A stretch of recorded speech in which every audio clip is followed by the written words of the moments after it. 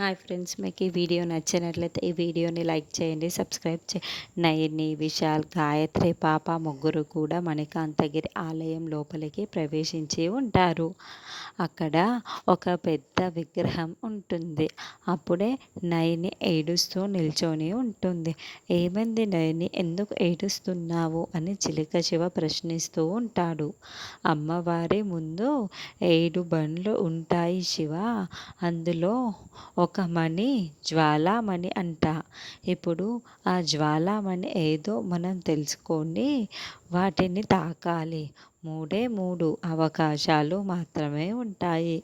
ఆ 3 అవకాశాల లోపల జ్వాలామణి ఆ 7 ఏదో ఒకటి మనం తెలుసుకోవాలి.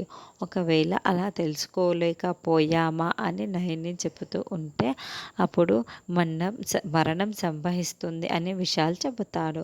ఇప్పుడు ప్రాణాలు తెగించి ఆ జ్వాలామణిని మనం కనిపెట్టాలి అని విశాల్ చెప్తూ ఉంటే అప్పుడే చిలక శివ అక్కడ ఉన్న రకరకాల ప్లేసుల్లో ఉన్న ఒక్కొక్క మణిని తాకుతూ ఉంటుంది.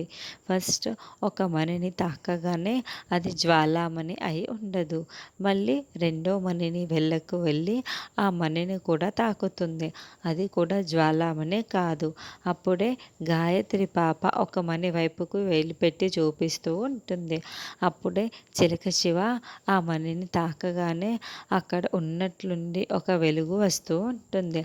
ఆ వెలుగుతో అమ్మవారి ముందు ఉన్న ఆ నీటి దీపం కూడా దానంతట అదే వెలిగినట్లు మనకు చూపిస్తూ ఉంటారు. చిలక శివ తాకగానే ఆ మణి నుంచి అలా వెలుగు వచ్చింది కాబట్టి అదే జ్వాలామణి అయి ఉంటుంది. ఇదే జ్వాలామణి, ఇదే జ్వాలామణి నీటి దీపం కూడా వెలుగుతుంది అని నయని చాలా సంతోషపడుతూ ఉంటుంది. ఉన్నట్లుండి ఆ ఆలయం అంతా కూడా వెలుగులతో నిండిపోయి ఉంటుంది. నయని, విశాల్ చాలా చాలా సంతోషపడుతూ ఉంటారు.